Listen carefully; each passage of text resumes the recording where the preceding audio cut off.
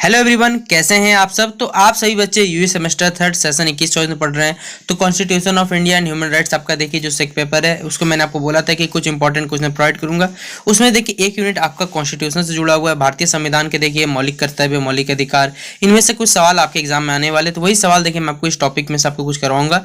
तो आप सभी बच्चे वीडियो के लास्ट तक बने रहिएगा। वीडियो पसंद आए तो वीडियो को लाइक और अपने दोस्तों को शेयर जरूर कर दीजिएगा। देखिए क्या सवाल हमारे पास कि भारतीय संविधान के देखिए हमारे पास कुछ विशेषताओं का वर्णन यहाँ पर करना है। तो हमारा संविधान देखिए आपको मालूम होगा कि दुनिया का सबसे बड़ा संविधान है। लिखित संविधान में सबसे बड़ा संविधान जो आता है वो भारत का संविधान आता है। इसलिए देखिए यहाँ पर कुछ विशालतम संविधान है। सामान्यतः संविधान का देखिए जो आकार होता है वो बहुत ही छोटा होता है, कुछ मोटी मोटी बातों को उल्लेख रहता है, उसमें सारी बातें लिखी हुई रहती है, ठीक है। लेकिन जो भारत का संविधान है वो ना तो आकार ना तो अत्यधिक छोटा रखा है, ना ही हमने बहुत बड़ा रखा है। इसमें देखिए सब कुछ क्या है, एक संतुलित रूप में हमने इसे तैयार करके बनाया है, जिसमें आपको मालूम होगा कि टोटल हमारे संविधान में 22 भाग है, 395 अनुच्छेद है और 9 अनुसूचियां इसमें तैयार की गई थी। समय के अनुसार देखिए सीधा बात है, इसमें बहुत से संशोधन भी किए गए और भविष्य में देखिए संशोधन जब जिस प्रकार जरूरत पड़ेगा उस हिसाब से यहाँ पर संशोधन भी किया जाएगा।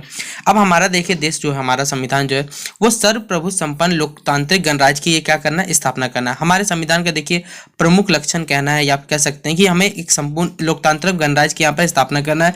और इसमें देखिए जो भी कह सकते हैं यहाँ पर कोई भी विदेशी सत्ता, कोई भी जो विदेशी सत्ता में कोई भी नहीं, तो भारत की जनता में क्या रहना चाहिए, ये पावर रहना चाहिए। कोई भी बाहरी नियंत्रण से ये हमारा जो देश है वो मुक्त रहना चाहिए, ठीक है। ये हमारे इस बात में बताया जा रहा है कि लोकतंत्र की यहाँ पर स्थापना की गई। यहाँ तो ना ही शासन जनता, यहाँ तो जो शासन होता है वो जनता के हाथों में सुरक्षित होता है और ये प्रजातंत्र की कसौटी पर क्या खरा उतरता है। यहाँ सरकार जो बनती है वो जनता की बनती है, जनता के लिए बनती है और जनता द्वारा संचालित होती है। इसका मुख्य उद्देश्य होता है कि लोक कल्याण इसका मुख्य कार्य होता है। अब हमारा जो देश है, हमारा संविधान है वो क्या है, समाजवाद एवं धर्मनिरपेक्षता के सिद्धांत पर काम करता है। हमारे संविधान में देखिए आपको मालूम होगा कि समाजवाद और धर्मनिरपेक्षता का पोषक है। यह राष्ट्रपति महात्मा गांधी समाजवादी समाज की संरचना के स्वप्न को क्या करता है, साकार करता है।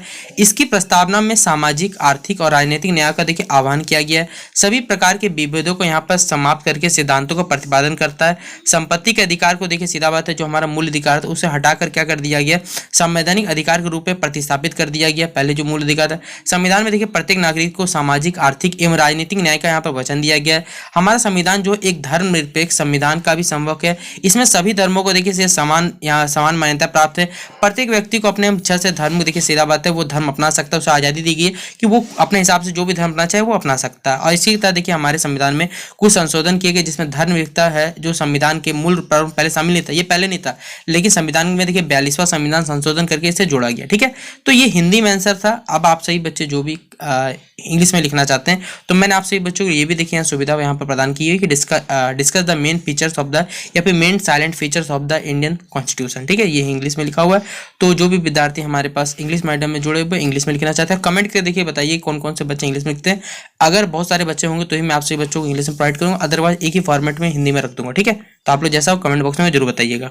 तो ये लार्जेस्ट कॉन्स्टिट्यूशन पार्ट हो गया। Establishment of all sovereign democratic Republic हो गया, ये हमारे पास सेकंड पार्ट हो गया। तीसरा है हमारे पास सोशलिज्म एंड सेक्युलरिज्म, ठीक है। ये 3 पार्ट में बेसिकली हमने इसे आपको डिफाइन किया और लगभग ये कम से कम आपको 15 नंबर का सवाल आराम से एग्जाम में पूछा जाएगा। अब हमारे पास देखिए मौलिक अधिकार, ठीक है। हम लोग जानते हैं मौलिक अधिकार क्या होता है कि मौलिक अधिकार वो अधिकार है जो किसी भी देश के द्वारा जो नागरिक हैं उनको प्रदान किए गए। यह अधिकार जो है देश के नागरिकों को व्यक्तित्व के अपने विकास करने के लिए दिए माने जाते हैं। मौलिक अधिकारों को देखिए देश के संविधान में एक विशेष दर्जा यहाँ पर दिया गया जिसमें संशोधन की प्रक्रिया के अलावा और कोई भी बदलाव यहाँ पर नहीं किया सकते। इन्हें हम क्या कहते हैं, मौलिक अधिकार कहा जाता है। अब देखिए मौलिक अधिकार बहुत आपको मालूम है कितने प्रकार होते हैं, जिसमें सबसे पहले हम लोग जानते हैं समानता का अधिकार। आपको इंग्लिश में पूछा जाएगा, यहाँ पर इंग्लिश में बताऊंगा, पहले जान लीजिए होता क्या है। तो देखिए हमारे भारतीय संविधान में 14वें अनुच्छेद से लेकर 18वें अनुच्छेद के बीच समानता का अधिकार देखिए यहाँ पे लिखा गया है। इसके अनुसार देखिए राज्य में कोई भी नागरिक है, भारत के कोई भी नागरिक जाति धर्म नस्ल, ठीक है, लिंग जन्म स्थान वन आदि के आधार पर अगर उसके कोई भेदभाव यहाँ पर नहीं किया सकता। भारतीय संविधान में देखिए सभी नागरिकों को कानून के समक्ष जो है समानता का अधिकार दिया, चाहे वो भारत के राष्ट्रपति हो चाहे भारत का कोई साधारण व्यक्ति, ठीक है। फिर हमें देखिए स्वतंत्रता का अधिकार, राइट टू फ्रीडम। तो भारतीय संविधान देखिए अनुच्छेद 19 से लेकर 22 के बीच में यह वर्णित किया गया है। इसमें देश के नागरिकों को कई प्रकार के मौलिक स्वतंत्रता प्रदान किए गए, जैसे विचारों की देखिए अभिव्यक्ति है, भ्रमण करने की स्वतंत्रता है, व्यापार एवं व्यवसाय करने की स्वतंत्रता, अहिंसा पूर्वक सम्मेलन की स्वतंत्रता दी गई है, समुदाय एवं संघ निर्माण की स्वतंत्रता यहाँ पर भी दी गई है। फिर हमें धर्म की देखिए धर्म को मानने की स्वतंत्रता, धर्म की स्वतंत्रता का अधिकार है, right to freedom of religion, ये संविधान में हमारे भाग अनुच्छेद 25 से 28 तक इसमें वर्णन किया गया इसका। तो इसके अनुसार देखिए धर्म के स्वतंत्र अधिकार जो है वो भी कैसा मौलिक अधिकार होता है। इसमें प्रत्येक नागरिक को अपने धर्म का शांतिपूर्वक प्रचार एवं प्रसार करने का अधिकार प्रदान किया गया। धार्मिक स्वतंत्रता का अर्थ होता है कि कोई भी व्यक्ति किसी भी धर्म का चुनाव कर सकता है तथा कोई भी व्यक्ति किसी भी धर्म का पालन करने या उसके हेतु के वो बाध्य नहीं, वो जो इच्छा कर सकता है वो मान सकता है, नहीं इच्छा कर नहीं मान सकता, ये हमें अधिकार दिया गया, ठीक है, right to freedom of religion में। फिर अगला हमारे पास देखिए शोषण के विरुद्ध अधिकार है, राइट अगेंस्ट एक्सप्लॉयटेशन। जब हमारे देखिए सीधा बात है शोषण के विरुद्ध अधिकार को भारतीय संविधान में अनुच्छेद 23 से लेकर 24 के बीच वर्णित किया गया। इसके अनुसार देखिए समाज के जो भी कमजोर वर्ग उनकी रक्षा हेतु कई प्रावधान यहाँ पर किए गए। शोषण के विरुद्ध मौलिक अधिकार उनमें से देश के जो विभिन्न वर्ग है उनकी क्या क्या रक्षा करते हैं और उन्हें सुरक्षा प्रदान करते हैं। यह मौलिक अधिकार बिना किसी भेदभाव के सभी नागरिकों पर क्या होते हैं, समान रूप से लागू होते हैं। फिर अगला अधिकार देखिए हमारे पास है कि संवैधानिक उपचारों का अधिकार, राइट टू कॉन्स्टिट्यूशनल रेमेडीज। भारतीय संविधान देखिए संवैधानिक उपचारों के अधिकार को अनुच्छेद 32 में रखा गया है। इसमें देश के नागरिक अपने अधिकारों की मांग की पूर्ति के लिए एवं उसे लागू करने के लिए सर्वोच्च न्यायालय या फिर उच्च न्यायालय की शरण ले सकते हैं। इसमें भारतीय संविधान न्यायालय को यह अधिकार प्राप्त है कि वह कार्यपालिका द्वारा जो भी कार्य किए जा रहे हैं उनके अवैधानिक कार्यों को अधिकार रूप में क्या कर सकते हैं, वो घोषित कर सकते हैं। फिर हमारे पास संस्कृति एवं शिक्षा संबंधी अधिकार, यह अनुच्छेद 29 से लेकर 30 के बीच में व्यवस्थित किया गया। इसमें देखिए मुख्य रूप से देश के सभी नागरिकों को एक समान संस्कृति एवं शिक्षा का अधिकार प्रदान किया गया है। संस्कृति एवं शिक्षा के अधिकार में देखिए प्रत्येक नागरिकों को अपनी भाषा, लिपि एवं संस्कृति को सुरक्षित रखने के लिए अधिकार दिया हुआ है। इसके अलावा संस्कृति एवं शिक्षा अधिकार में राज्य द्वारा संचालित मान्यता प्राप्त एवं सहायता प्राप्त जो शिक्षण संस्थाएं हैं उन्हें किसी भेदभाव के सभी वर्गों को समान रूप से शिक्षा का अवसर प्रदान करने के लिए कहा जाता है, ठीक है, अवसर कर सकते हैं। तो ये हमारे पास हो गए मौलिक अधिकार हमारे कंप्लीट होते हैं। अब देखिए एक और सवाल आपके एग्जाम में, ये यहाँ पर इंग्लिश में लिखा हुआ है वाटर फंडामेंटल राइट्स, तो आप सभी बच्चे जो भी इंग्लिश मीडियम के वो इसे इंग्लिश में कॉपी में नोट डाउन कर लीजिएगा। पहला है राइट टू इक्वलिटी, ठीक है, आप देख सकते हैं। फिर हमारे पास आ जाएगा राइट टू फ्रीडम, फिर हमारे पास आ जाएगा right to freedom of religion, ठीक है, मैं आपको स्लाइड को ऊपर करता जा रहा हूँ, ठीक है। राइट अगेंस्ट एक्सप्लॉयटेशन अगला आ गया हमारे पास, ठीक है, राइट अगेंस्ट एक्सप्लॉयटेशन। फिर राइट टू कॉन्स्टिट्यूशन रेमेडीज आ गया, ये हमारा कंप्लीट होता है, ठीक है। फिर कल्चरल एंड एजुकेशनल राइट्स हो गया और ये हमारा पास कंप्लीट होता है कौन सा, मौलिक अधिकार। अब मैं आपको बताऊंगा मौलिक कर्तव्यों के बारे में। तो चलिए मौलिक कर्तव्य के सवालों को हम देखते हैं किस प्रकार से मौलिक कर्तव्य सवाल आपके एग्जाम में पूछे जाएंगे। तो देखिए ये है हमारे पास हमारा मौलिक कर्तव्य यानी फंडामेंटल ड्यूटीज। हमने फंडामेंटल राइट्स अभी पढ़े। फंडामेंटल ड्यूटीज ये संविधान के भाग 4 क में या फिर 4A में हमारे पास वर्णित किया गया है। ये हमने कहाँ से अडॉप्ट किया है, तो यानी रसिया से हमने लिखा है, ठीक है। आपसे सवाल एग्जाम में पूछा जाएगा कि जो हमारे मौलिक कर्तव्य है वो हमने कहाँ से लिए, तो हो गया रसिया, ठीक है, याद रखिएगा, ये पार्ट आपको नोट करना है।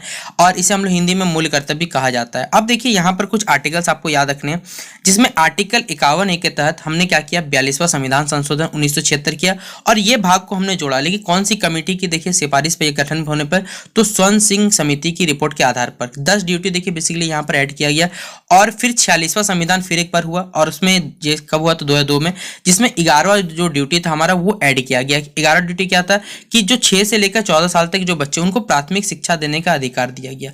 ये हमारे पास ड्यूटी नंबर 11 है। अभी बोलिए सर ड्यूटी नंबर 1 से 10 तक नहीं पढ़े, 11 तक पढ़े, सब पढ़ा रहा हूँ, देखिए आप लोग चिंता मत करिएगा। लेकिन कौन सा संविधान संशोधन, 46वां संविधान यानी 86 कॉन्स्टिट्यूशन अमेंडमेंट एक्ट 2002 के तहत ये जोड़ा गया। कब, देखिए 11वां ड्यूटी था, याद रखिएगा, ठीक है। अब क्या था 11वां ड्यूटी, समझ में आ गया हो। तो चलिए पहले ड्यूटी नंबर 1 को देखते हैं हमारे पास कि हमारे देखिए जो राष्ट्रीय ध्वज हो गया, राष्ट्रीय गान हो गया, इनका हमें क्या करना है, सम्मान करना है। संविधान का हमें पालन करना है और उनके आदर्शों, संस्थाओं, राष्ट्रीय गान, राष्ट्र ध्वज का हमें क्या करना है, सम्मान करना चाहिए। देखिए फ्लैग का रेशियो हमेशा एग्जाम में पूछा है, तो ऑब्जेक्टिव क्वेश्चन अगर तैयारी कर एग्जाम में तो 3:2 के रेशियो में होता है। कौन सा, देखिए क्या बता रहा है, केसरी जो रंग होता है वो बलिदान एवं साहस का, ये थोड़ा सा राइटिंग गलत है, ठीक है, बता देता हूँ, यहाँ दंतसा कर लीजिएगा। सफेद क्या है, शांति का सूचक होता है और हरा जो होता है वो समृद्धि का सूचक या फिर कह सकते हैं प्रगति का सूचक होता है हमारे पास, ठीक है।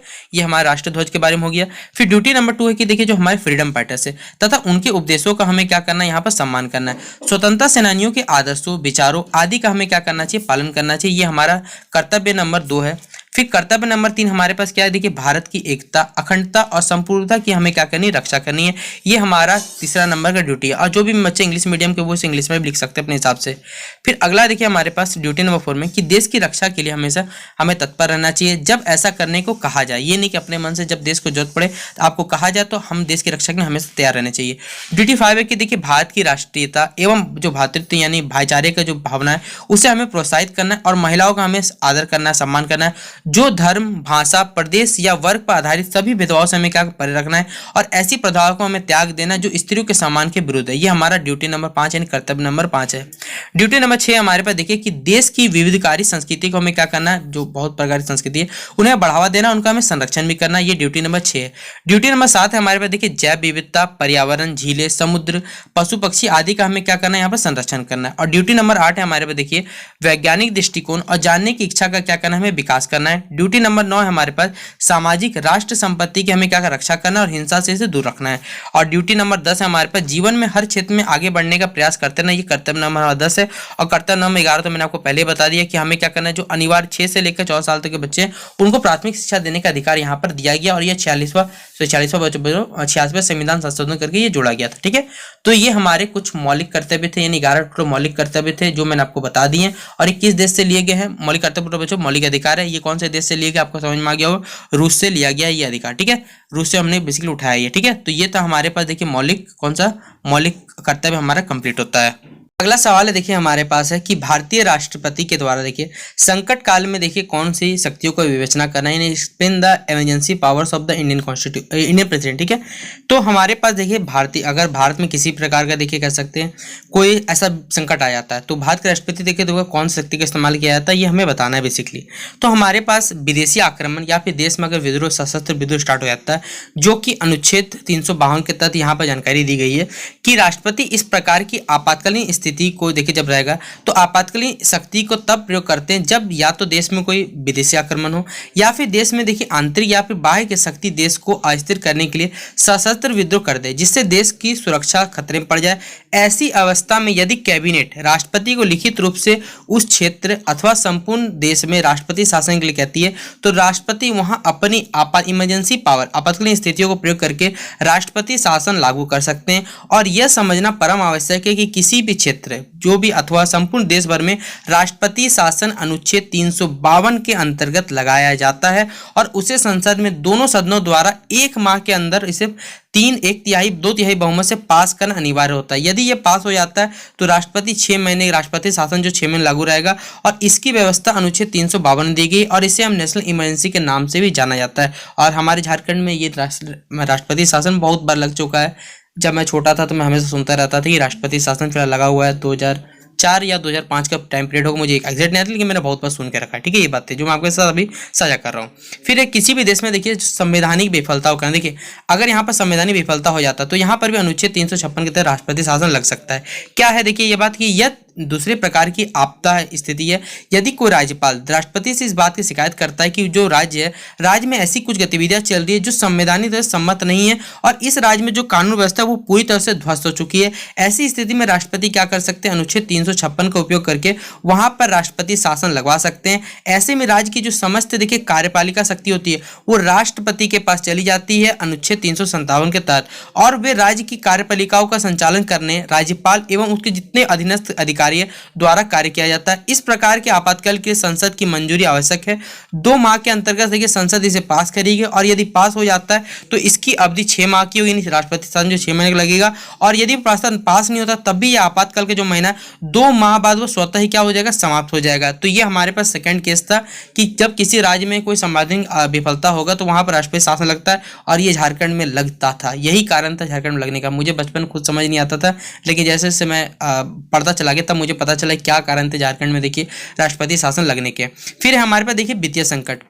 या फिर वित्तीय आपातकाल आप लोग कह सकते हैं। तो अनुच्छेद 360 के तहत देखिए, यदि राष्ट्रपति को ऐसा लगता है कि देश या देश में किसी भी हिस्से में वित्तीय संकट उत्पन्न हो गया है और देश पर देखिए इसका गहरा असर होने वाला है, तो वो अनुच्छेद 360 की शक्तियों का प्रयोग करके देश हित में धन से संबंधित कुछ निर्णय ले सकते हैं। इस अधिकार में राष्ट्रपति को यह भी शक्तियां प्रदान दी गई कि वे उच्चतम न्यायालयों के जो न्यायाधीश है तथा उच्च न्यायालय के न्यायाधीश के जो वेतन में कटौती करेंगे, राज्य तथा जो भी शर्म के कर्मचारी है उनके आदि में उनके वेतन में भत्ते में कमी कर दी जाएगी। धन संबंधी कई गतिविधियों को रोका जा सकता है और इस बात को संसद को 2 महीने में मंजूरी देनी होगी।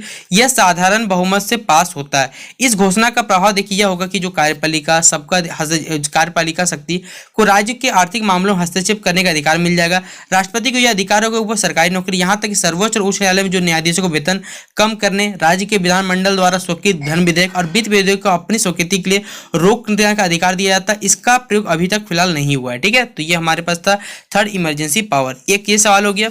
अगला सवाल देखिए बन सकता है कि हमारे भारतीय संविधान में आपातकालीन प्रावधानों की व्याख्या हमें करनी है। तो हमें अभी जस्ट मैंने आपको बताया कि यहाँ पर क्या जोड़ा गया क्या नहीं जोड़ा गया, राष्ट्रपति कब लगाते हैं 352 के तहत, वित्तीय आपातकाल क्या होता है। ये क्वेश्चन देखिए मैंने आपसे बच्चों यहाँ पर लिखा हुआ है, नेशनल इमरजेंसी वित्तीय आपातकाल की घोषणा में लग सकता है। दूसरा, राष्ट्रपति शासन लगाने के पीछे कुछ कारण, राष्ट्रपति शासन ऐसे नहीं लगता किसी देश में। तो ये था, आपको इस क्वेश्चन को लिखना चाहे तो आप इस क्वेश्चन को भी चाहे तो हिंदी में लिखना चाहे तो लिख सकते हैं। ये आंसर यहाँ पर लिख दिया। ठीक है, तो ये कुछ क्वेश्चन पिछले वीडियो में constitution of India and human rights के कुछ सवाल बताए थे।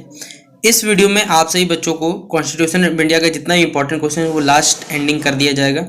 तो वीडियो को लास्ट तक देखिएगा। वीडियो पसंद आता है तो वीडियो को लाइक और अपने दोस्तों शेयर जरूर कर दीजिएगा।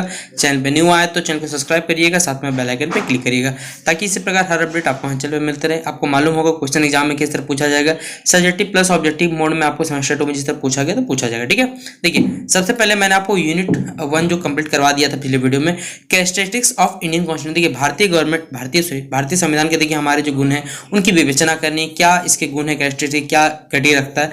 ये वाला क्वेश्चन जो है मैंने आपको वीडियो में बताया उससे भी आप लिख सकते हैं, या फिर अगर आप विद्या के पेपर लिखना चाहे वो भी लिख सकते हैं। दोनों ही बहुत अच्छे तरीके से लिखा गया। विद्या के पेपर मेरे से ज़्यादा बहुत डिटेल में लिखा गया, तो अगर आप उनको फॉलो करिए तो ज़्यादा बेटर रहेगा मेरे हिसाब से लगता है। ठीक है, फंडामेंटल राइट्स और ड्यूटीज मैंने आपको पिछली वीडियो में करवा दिया था।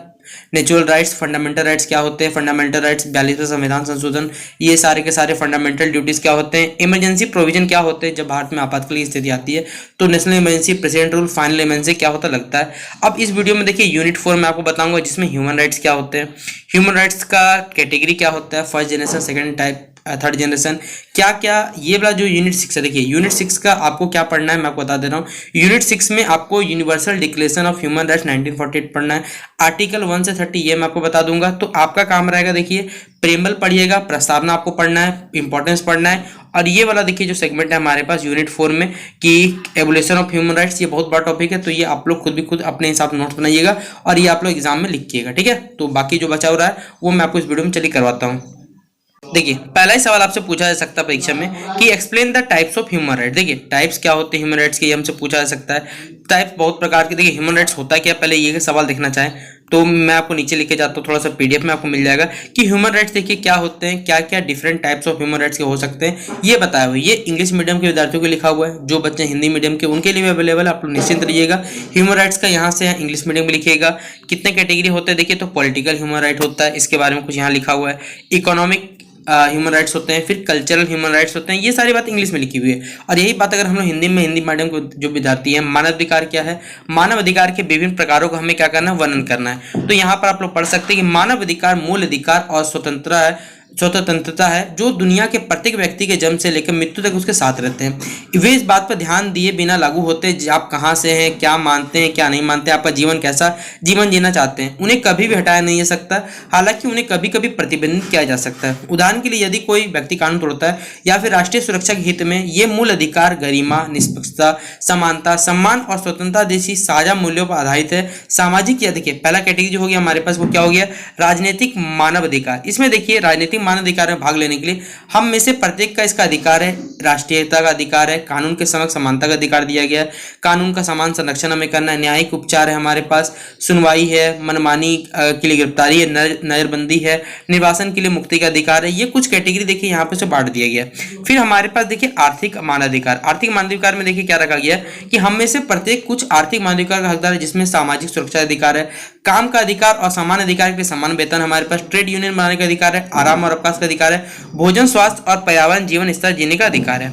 फिर हमारे पास कल्चरल राइट्स यानी सांस्कृतिक मानवाधिकार है। विभिन्न संस्कृति, रीति रिवाज और परंपराओं की रक्षा के लिए हम इसके हकदार हैं। समुदाय के देखिए सांस्कृतिक जीवन में भाग लेने का अधिकार है। कला का आनंद लेना है, वैज्ञानिक प्रगति और उसके लाभों में हिस्सा लेने का अधिकार होता है। तो ये कुछ पॉइंट से देखिए हमारे पास अगर आपसे पूछा जाता है कि मानव अधिकार क्या है, मानव अधिकार के विभिन्न प्रकार बताइए, तो ये आपको परीक्षा में लिखना है। कम से कम देखिए 15 मार्क्स का आपको एग्जाम में पूछा जाएगा। तो 15 मार्क्स का लिखना है तो थोड़ा सा बढ़ा के अपने हिसाब से लिख सकते हैं, या फिर पूरा हिसाब से कॉपी पेस्ट करने मत जाइएगा, मैं आपको बता देता हूँ, ठीक है। अपने हिसाब से कुछ ना कुछ जरूर जो ऐड कर लीजिएगा।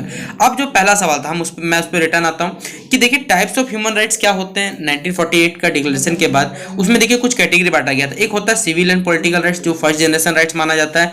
Social economic and culture rights को सेकंड जनरेशन माना जाता है। और जो थर्ड जनरेशन होता है वो होता है सॉलिडरी राइट्स, उसे थर्ड जनरेशन राइट्स बोला जाता है। तो जो बच्चे इंग्लिश मीडियम के वो तो वीडियो को पॉज कर लीजिए, फिर स्क्रीनशॉट रख लीजिएगा, कॉपी नोट डाउन कर लीजिएगा।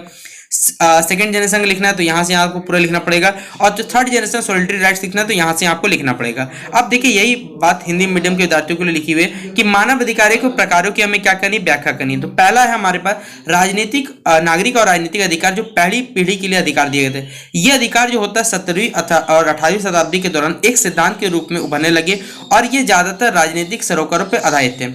यह स्वीकार किया जाने लगा कि कुछ ऐसे काम हैं जो सर्वशक्तिशाली शासकों को करने में सक्षम नहीं होने चाहिए, और जिन नीतियों में उन्हें प्रभावित करके उन पर लोगों का कुछ प्रभाव होना चाहिए।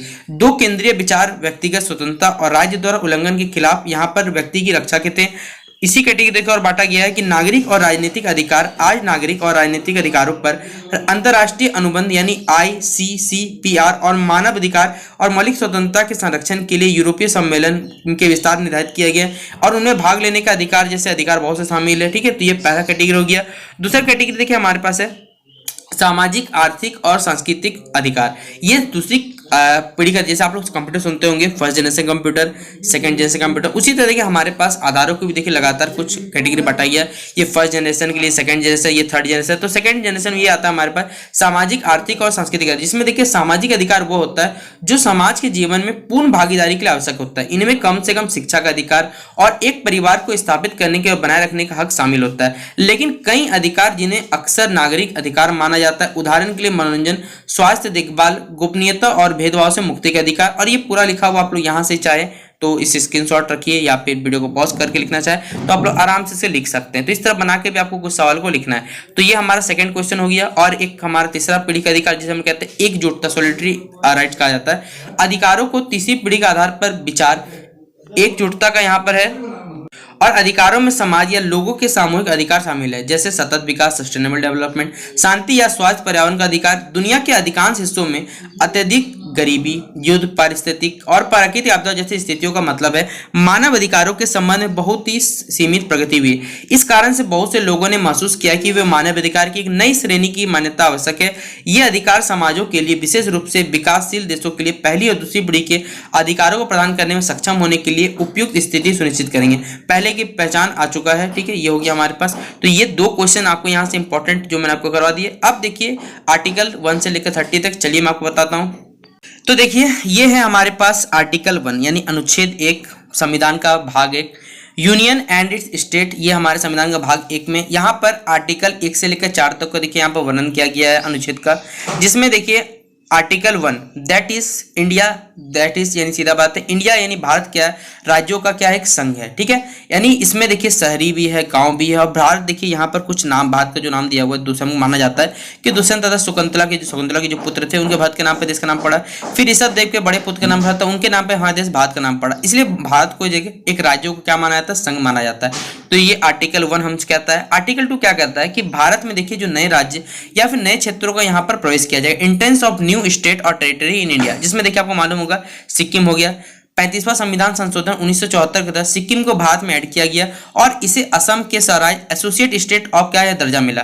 फिर लेकिन सेकंड में क्या हुआ कि सिक्किम राज्य को 36वें संविधान संशोधन 1975 तक सिक्किम को भारत का 22वां राज्य यहाँ पर बनाया और इसे पूर्ण राज्य का दर्जा प्राप्त हो गया। सिक्किम को स्पेशल स्टेट का प्रधान था राज्यपाल, ठीक है, बुद्धिस्ट की नियुक्ति यहाँ पर करता है।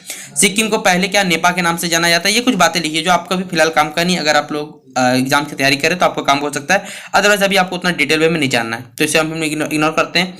आर्टिकल 3 देखिए क्या करना है, भारत में नए राज्यों का देखिए जन्म और उनके नामों तथा सीमाओं परिवर्तन, राज्य बनने का परमिशन दिया था प्रेसिडेंट के द्वारा, यानी birth of new state, changes in their names and boundary, जैसे तेलंगाना मालूम होगा आंध्र प्रदेश की सीमा से बदला हुआ नाम है, 29वां राज्य भारत का था, ठीक है। तो ये कुछ बातें हैं, कुछ कुछ नया एवोल्यूशन स्टेट होता है उन्हीं का नाम जोड़ा गया। आर्टिकल देखिए 4 हमसे क्या कहता है कि if a law is made, ठीक है, यहाँ लॉ लिखा गया, law is made which is affecting article 1 to 3, ऐसा कोई भी देखिए अगर अनुच्छेद बनता है जो 1, 2, 3 को प्रभावित करने वाला कोई भी कानून बनाया जाता है, तो उसके लिए देखिए साधारण विधेयक जो रहता है, साधारण बिल, उसके लाया जा सकता है, और कोई भी पारित करके इसके कानून जो होता है, संसद जो होता है, विधेयक को इसकी जरूरत नहीं पड़ती है, ठीक है। ये हमारे पास देखिए बिल इसके 3 प्रकार का होता है, एक साधारण बिल, एक धन विधेयक, एक होता है विधि विधेयक, यानी ऑर्डिनरी बिल, मॉनेटरी बिल और फाइनेंशियल बिल, ठीक है। अमेंडमेंट करके भी अमेंडमेंट हम लोग करते हैं, यानी संशोधन विधेयक भी लेकर आते हैं संसद में। तो ये हमारे पास हो गया आर्टिकल नंबर 4। चलिए आर्टिकल नंबर 5 हम लोग देखते हैं। देखिए आर्टिकल 5 अनुच्छेद 5 भारत में लोगों को जो रहने वाले हैं उन लोगों की नागरिकता की यहाँ पर परिभाषा दी गई है, ठीक है, कि कौन कौन भारत में नागरिकता क्या होता है, नागरिकता की परिभाषा इस आर्टिकल में बताई गई है। आर्टिकल 6 क्या बताता है, देखिए पाकिस्तान से जो भी लोग भारत में आए हुए, ठीक है, उनके नागरिकों अधिकार, उनके नागरिकता के अधिकारों के बारे में यहाँ पर कहा गया आर्टिकल 6 के अंतर्गत, ठीक है। फिर आर्टिकल 7 में हमसे कहा गया भारत से पाकिस्तान जो भी लोग गए उनके नागरिकता के अधिकारों के बारे में आर्टिकल 7 में क्या यहाँ पर वर्णन किया गया है। फिर आर्टिकल 8 क्या है हमारे पास, देखिए जो PIL यानी पर्सन ऑफ इंडियन, मान लो जिसे आप जानते हैं NRI हो गए, ठीक है, जो भारत के बाहर रहते हैं। PI हो गया जो पर्सन, लेकिन PI मतलब हो गया पर्सन ऑफ इंडियन ओरिजिन हो गया, ऐसे जो भी लोग जो भारत के बाहर रहते हैं, भारत के नागरिक ले भारत के बाहर रहते हैं, उनके अधिकारों को यहाँ पर वर्णन किया जाता है, किसमें, आर्टिकल 8 के अंतर्गत, ठीक है। फिर आपको मालूम है जैसे भारत में डुअल सिटीजनशिप नहीं चलता है, जिसको ज़्यादा जो क्लोज है, जैसे मान लो आपको मालूम होगा अक्षय कुमार बहुत ट्रेंडिंग में रहते हैं, क्योंकि उन्हें कनाडा का सिटीजनशिप मिला हुआ है, यहाँ का भारत का नागरिकता नहीं उनका, उनको कनाडा का सिटीजनशिप बेसिकली मिला हुआ है। अब हमारे पास देखिए कि आर्टिकल 9 मतलब नागरिकता का यहाँ पर निलंबन करना है। अगर कोई व्यक्ति देखिए भारतीय सरकार को बिना इन्फॉर्म के किसी दूसरे देश की नागरिकता शरण लेता है, तो उसको देखिए जो भारत का जो कह सकते हैं जो सिटीजनशिप है वो ऑटोमेटिकली क्या हो जाएगा, यहाँ पर खत्म हो जाता है। फिर आर्टिकल 10 हमारे पास क्या, नागरिकता के अधिकार, यानी विदेशियों को देखिए नहीं मिलेगा ये अधिकार, ये बहुत डिटेल में पढ़ना है आपको। नागरिकता का अधिकार यहाँ पर दिया जाता है, रहने के लिए क्या अधिकार है क्या नहीं अधिकार है हमारे पास, ठीक है। फिर आर्टिकल 11 क्या है, संसद को अधिकार दिया है कि वो नागरिकता के कानून में क्या कर संशोधन कर सकती है, अमेंडमेंट करने का अधिकार किसको दिया, संसद को, पार्लियामेंट को दिया हुआ, ये आर्टिकल 11 कहता है। फिर अगर पार्ट 2 में हमारे सिटीजनशिप पूरा डिटेल में पढ़ना है, तो इसे अभी हम लोग छोड़ते हैं। फिर हम लोग आते हैं देखिए आर्टिकल 12 पे। यहाँ आर्टिकल 12 से जो 35 तक है वो हमारा क्या है, पूरा पूरे मौलिक अधिकार, और ये मैंने आपको पहले भी करवाया हुआ है, चलिए थोड़ा सा और बता ही देता हूँ ताकि आप सभी बच्चों को याद भी हो जाए, ठीक है। तो आर्टिकल 12 से देखिए हम लोग स्टार्ट करते हैं कि हमारे पास आर्टिकल 12 में क्या है, डेफिनेशन है किसका, फंडामेंटल राइट्स का, मौलिक अधिकारों को हमारे इसमें वर्णन किया गया है। आर्टिकल 13 में हमारे पास क्या, संसद का अधिकार है क्या कि वो मौलिक अधिकारों में संशोधन कर सकती है, लेकिन इसकी मूल संरचना जो बेसिक इसकी स्ट्रक्चर, उसमें यहाँ पर कोई भी परिवर्तन नहीं होना चाहिए। जैसे आपको मालूम होगा कि राइट टू प्रॉपर्टी पहले था, लेकिन इसे हटा दिया गया, ठीक है, क्योंकि सरकार को हस्तक्षेप करना भी था, सही भी था के हिसाब से। फिर आर्टिकल 14 हमें क्या कहते हैं, इक्वलिटी बिफोर लॉ, न्याय के विधि के समान, क्या सभी लोग समान होते हैं, चाहे वो भारत का कोई साधारण नागरिक हो या भारत के राष्ट्रपति हो। एक्सेप्शन कौन है, भारत के राष्ट्रपति, ठीक है, उनको अधिकार दिया गया है मृत्युदंड क्षमा करने का, लेकिन और किसी को अधिकार ये नहीं दिया गया। आर्टिकल 15 क्या कहता है, धर्म, जाति, मूलवंश, लिंग आदि के आधार पर किसी पे कोई भी भेदभाव नहीं हो सकता यहाँ पर। आर्टिकल 16 क्या है, समान अवसर लोक नियोजन की यहाँ पर समानता दी गई है। फिर आर्टिकल देखिए हमारे पास 17 कहा जाता है, अस्पृश्यता यानी अनटचेबिलिटी, ये छुआछूत होता है, उसे बंद किया है, इसमें संशोधन नहीं किया जा सकता, ये बताया गया। आर्टिकल 18 में क्या देखिए हमारे पास भारत में जो उपाधि दिया जाता है जो डॉक्टर होता है डिफेंस का, उन उपाधि का क्या यहाँ पर अंत के बारे में बताया गया है। फिर हमारे पास आर्टिकल 19A के तहत वाक की स्वतंत्रता यानी बोल की स्वतंत्रता, फ्रीडम ऑफ स्पीच है, अपसत नेशन के खिलाफ ये बोला नहीं जाएगा। फ्रीडम ऑफ फ्लैग होस्टिंग दिया गया, फ्रीडम ऑफ प्रेस दिया गया। फिर आर्टिकल 19(2) देखिए पूरा डिटेल में संघ बनाने की स्वतंत्रता है। फ्रीडम है क्या कि हम कहीं भी जा सकते हैं, कहीं भी किसी क्षेत्र में देखिए हम बिजनेस कर सकते हैं, ये हमारे स्वतंत्रता दिया गया। फिर आर्टिकल 20 में क्या है हमारे पास, अपराध से क्या दिया, अपराध में संरक्षण दिया गया, ठीक है, कंजर्वेशन ऑफ। आर्टिकल 20 में देखिए पूरा डिटेल में है कि न्यायालय के द्वारा दोष सिद्ध होने से पहले उसे क्या आरोपी नहीं घोषित किया जा सकता है। फिर एक अपराध के लिए केवल एक ही सजा देने का हमारे क्या सकते हैं, सजा देने का ये है, एक्सेप्शन अमेरिका है वहाँ पर। आर्टिकल 20C के तहत व्यक्ति को ही अपने ही खिलाफ गवाही देने के लिए मजबूर यहाँ पर नहीं किया जा सकता, ये बताया हुआ है।